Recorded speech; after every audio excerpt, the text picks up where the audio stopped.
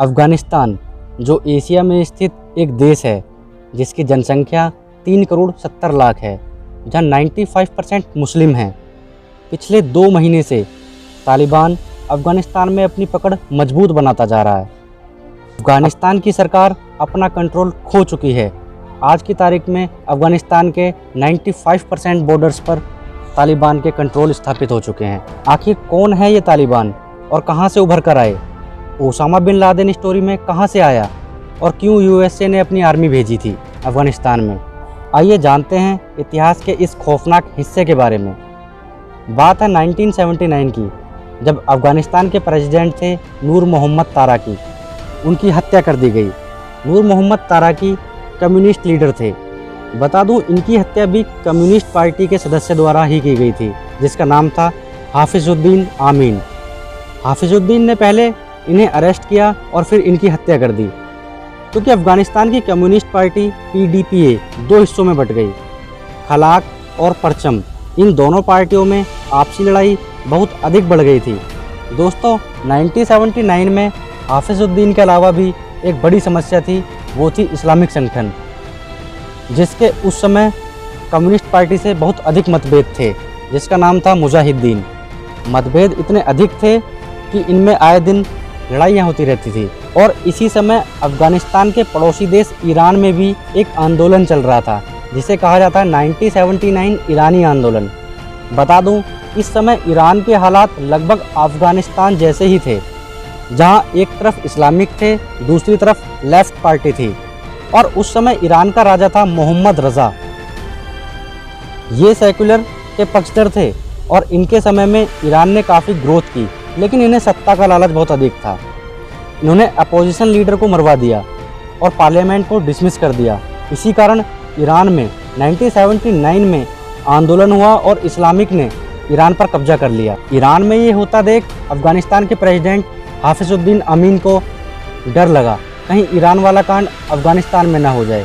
इसलिए उन्होंने इस्लामिक संगठन के लोगों को अपनी ओर करने के लिए अफ़गानिस्तान में मस्जिदें बनवाईं और अपनी स्पीच में अल्लाह का नाम लेने लगे और कुरान की बहुत सारी किताबें बंटवाई।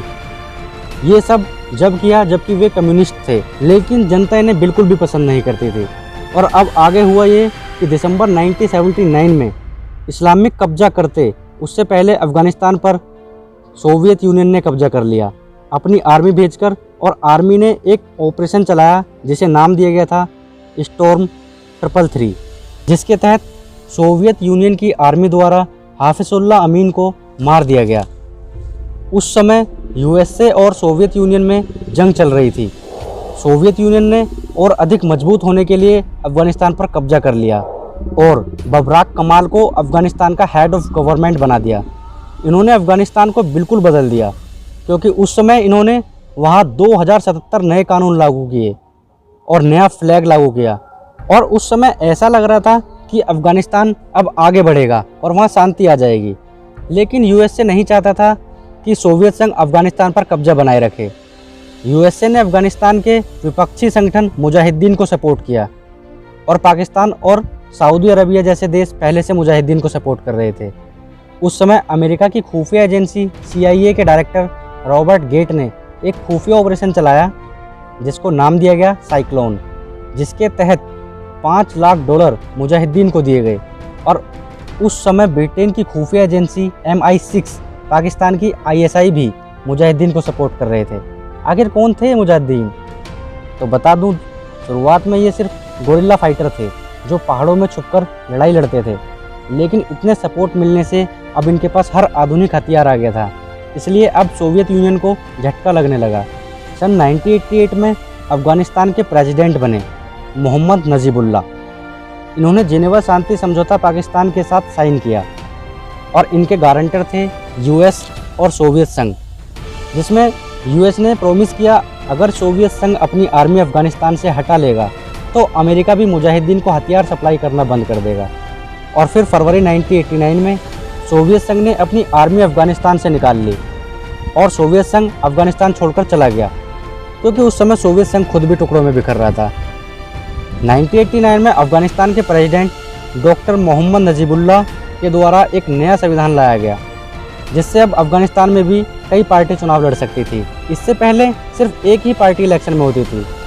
अफगानिस्तान में इलेक्शन होते हैं और 1989 में 234 सीट जीतकर मोहम्मद नजीबुल्लाह की पार्टी PDPA पावर में आती है और 1989 में अफगानिस्तान को इस्लामिक रिपब्लिक घोषित कर दिया जाता है।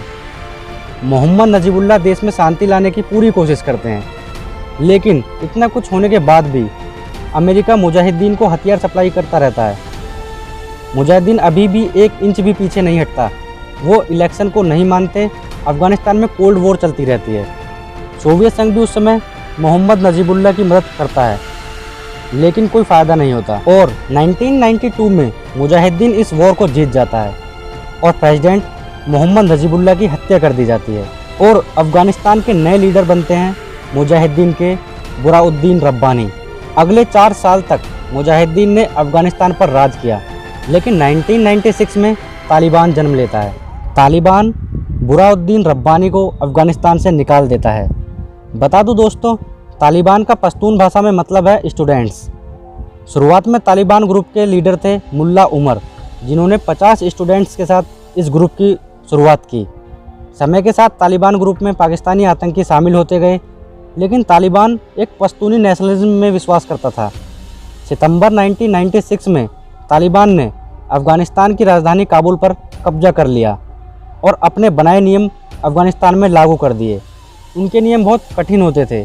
बहुत सारी चीज़ें बैन कर दी गई, जैसे cinema, TV, music, VCR, football, chess, पतंग उड़ाना, पेंटिंग करना, फोटोग्राफी, और जैसे कि पुरुष क्लीन शेव नहीं रख सकते थे, फॉरेनर्स, और जो UN के ऑफिस होते थे उन सभी को बंद कर दिया गया। NGO बंद कर दिए गए। इंटरनेट, एजुकेशन, जो लड़कियां 10 साल की थी उन्हीं तक एजुकेशन थी, उसके बाद एजुकेशन बंद कर दी गई। तालिबान ने औरतों को अकेले घर से निकलना बैन कर दिया। औरतें सिर्फ बुर्का पहनकर निकल सकती थी, वो भी सिर्फ अपने हस्बैंड के साथ। जो इसे फॉलो नहीं करते थे, तालिबानी उनकी हत्या कर देते थे। इस तरह लाखों लोगों की हत्याएं की गई। अफगानिस्तान में विश्व प्रसिद्ध बुद्ध स्टैचू को तालिबान ने बम से उड़ा दिया, लेकिन उस समय 3 देश पाकिस्तान, सऊदी अरब, UAE तालिबान को अफगानिस्तान की गवर्नमेंट के रूप में मान्यता दे रहे थे। लेकिन 2001 में मुजाहिदीन का नॉर्थन ग्रुप तालिबान से संघर्ष करता है, जिसका नेतृत्व अहमद शाह मसूद करता है।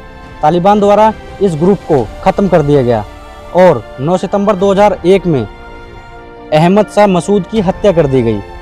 ये होने के सिर्फ 2 दिन बाद 11 सितंबर 2001 को आतंकी संगठन अल-कायदा अमेरिका के वर्ल्ड ट्रेड सेंटर पर हमला करता है। यह अटैक पूरी दुनिया को बदल कर रख देता है। अल-कायदा का लीडर था उस समय ओसामा बिन लादेन।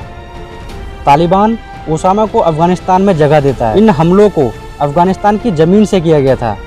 अब अमेरिका इस हमले का बदला लेने के लिए अपनी आर्मी अफगानिस्तान में भेजता है और मुजाहिदीन के नॉर्थन ग्रुप की मदद से दिसंबर 2001 तक तालिबान को पूरी तरह से पीछे हटा देता है।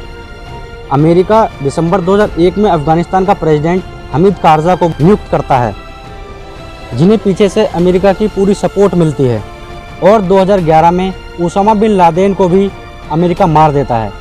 2011 के बाद भी अमेरिका की आर्मी वहीं रहती है अफगानिस्तान की गवर्नमेंट की सपोर्ट के लिए, ताकि वहां शांति बनी रहे। लेकिन तालिबान अभी तक पूरी तरह ख़त्म नहीं हुआ था।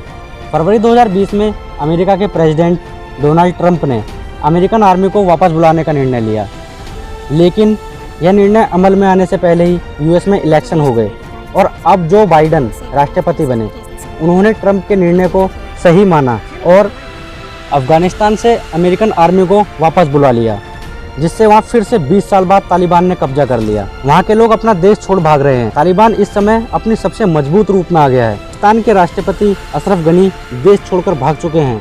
वहाँ चारों तरफ आतंक का माहौल है। दोस्तों, आपको यह जानकारी कैसी लगी हमें कमेंट करके बताएं। चैनल सब्सक्राइब करें, वीडियो को लाइक करें और अगर वीडियो पसंद आए तो शेयर करें। धन्यवाद।